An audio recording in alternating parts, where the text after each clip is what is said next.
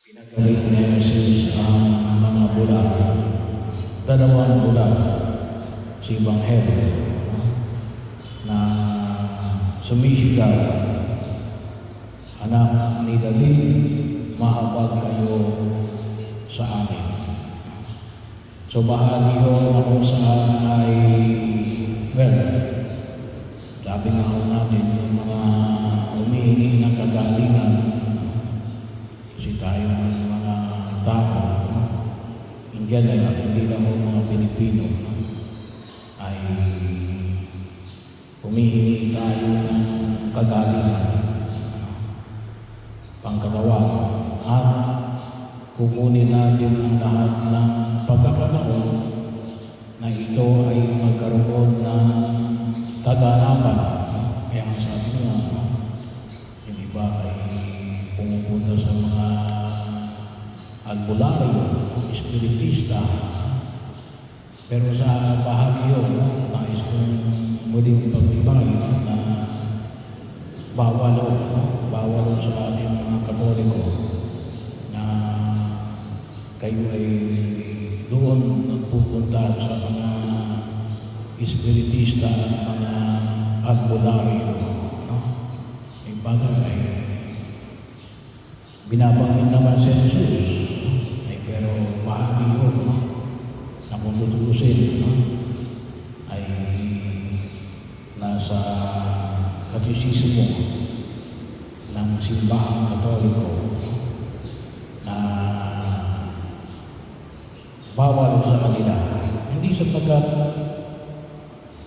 hindi tayo gustong pagalingin ng Diyos, kaya hindi sa pamagitan ng pamamaraan na ito. Kasi bahagi yun.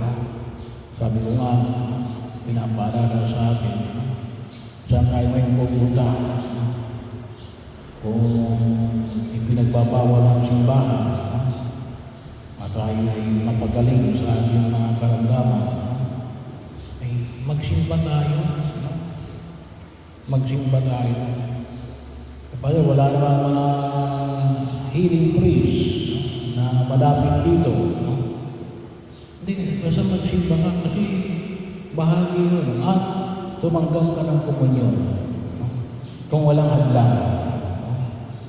Kung mayroong hadlang, ay anong gagawin mo? Mangumpisan ka para nasa grasya ka ng Diyos.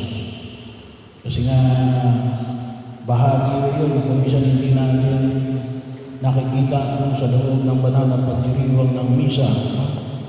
Kung naalala niyo, bago tayo tumanggap ng komunyon, sinasabi ng pari, ito, tinataas na yung osya, yung katawan at dugo ng ating Panginoon sa Kristo, ang banal na Eucharistia. Ito ang Kordero ng Diyos na nag-aalis ng mga kasalanan ng sanlibutan. Mapapalad ang mga inaanyayahan sa kanyang piling. Anong sagot natin? Panginoon, hindi ako karapat-dapat na magpatuloy sa iyo. Ngunit sa isang salita mo lamang ay gagaling na ako. So, bahagi ko yun. Pinaniniwalaan ba natin yun? Kasi bahagi yun na kung saan yung makita ko natin. Well, sabi ko nga, simple na, doon ka mismo pumunta sa doktor. Doon ka dapat. Hindi ko dapat sa mga faith healers.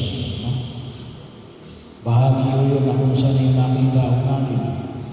Kasi bagamat binabanggit nila yung pangalan ni Jesus, kahit na kuminsan yung Diyos Ama, at ang Diyos Espiritu Santo, ay bahagi yun. Yun ay panyaya na kung saan ay makita po natin. Sabi nga ay, nakita na ba kayong albularyo na nagsisimba pag-araw ng linggo? Ako'y wala pa akong nakita ng albularyo na nagsisimba pag-araw ng linggo. So, bahagi mo yun. Pero yun naman, huwag natin kalimutan. Yung isa rin ang panyaya sa mga din natin kung sino, sabi nga natin yung pagkapahinga lang sa mga may sakit, no? Yung lalong-lalo na yung mga hindi na makalakad, no? Magpapahinga tayo ng langis sa mga may sakit, no? Bahagi ko yun, no? Sabi nga ako natin, kasi hindi lang o yung paghahanda ng ating sarili, no? Sa harapan ng Diyos, ngunit din yung pagtitiwala din natin, nais tayong pagalingin ng Diyos sa pamagitan ng mga sakramento. At sakramentals, no? Yung pong ating ginagawa na healing session after the first Mass. Sakramental so yun. No? Yung sakramento natin na nagpapagaling sa mga may sakit, maliwanag ko yun, ano yun? Yung banal na Eucharistia, no? Tumpisan, no? Kasi maraming sakit ng sama ng loob, no? Ang kinakailangan natin hingin sa harapan ng Diyos. At yung pangatlo ay yung pagkapahit ng langis sa mga may karamdaman. Pangalawa, yung aspeto ng alin, yung pagiging bulag. Pagiging bulag. Dalawang bagay na, isang bulag at isang nagbubulag-bulagan. Yung isang bulag, hindi lang physically, pwede rin ng mentally, pwede rin ng psychologically. Bakit? Kasi iba yung pinaniniwalaan. Iba yung pinaniniwalaan. Iba yung pamanggayan ng kanyang pagkilos. Iba yung mga doktrina o kung tawagin natin mga prinsipyo na naging bahagi ng kanyang pagkilos sa daigdig na ito. No? So, meron nung kasing gano'n, no? Akala nila, no? Ay yung ginagawa nila ay tama. No? Kaya ito, halimbawa itong usapin ng korupsyon. Anong sabi ko ni Cardinal David? Akala ng ibang mga inakusahan na nangipag-usap sa kanya, eh wala silang ginagawa masama. Bakit? Ibinabalik daw nila yung pera sa tao, no? Sa ibang pamamaraan. Ay mali pa rin. Kasi bakit? Ay yung pera yan, mayroong specific na dapat matutunguhan. Saan? Maaaring doon sa flood control project. No? Hindi kaya ay para sa kalsada. No? Hindi kaya ay para sa DSWD. Dapat doon nakalagay yun. Doon mo dapat ilagay yun. Kasi doon nakatao kayo. No? Baka hindi yung ikaw mag-design. Provided na at wala kang pinupupin. No?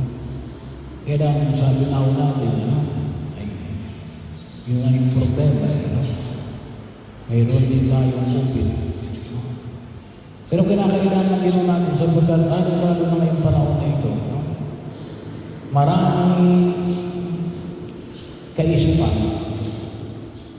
o ideolohiya na hindi natin namamalaya ay binubulag tayo.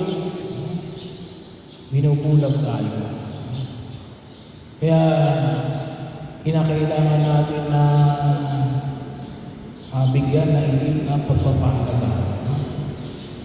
Halimbawa na lamang yung pag-isimba pag-araw ng linggo, other online na lang. Kasi nasanay ng pandemya. Nung panahon ng pandemya, kasi bawal naman yung magtagpo-tagpo.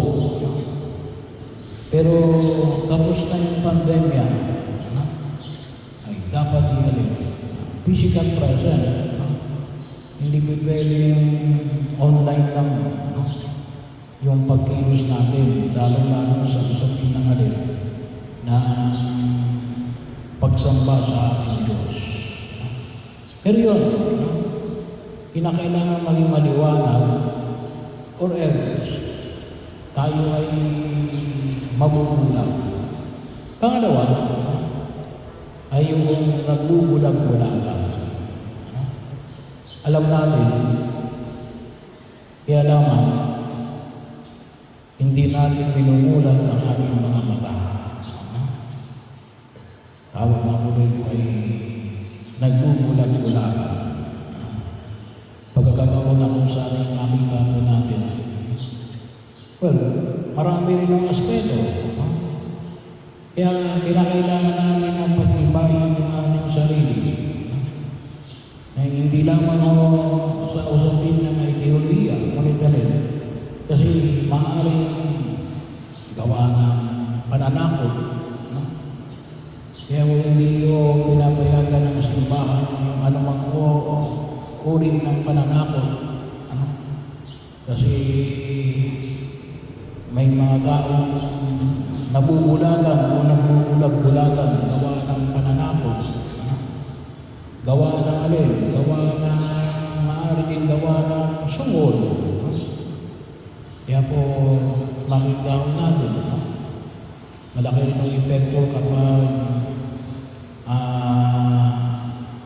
nasusulan ka o tawagin na nga natin ngayon yung Padrino system. Ay alam natin, pero hindi natin mailagay sa tama. Bakit? Gawa ng mga bagay na ito. Kinakailangan natin ng katatagan ng kalooban. At patuloy na maging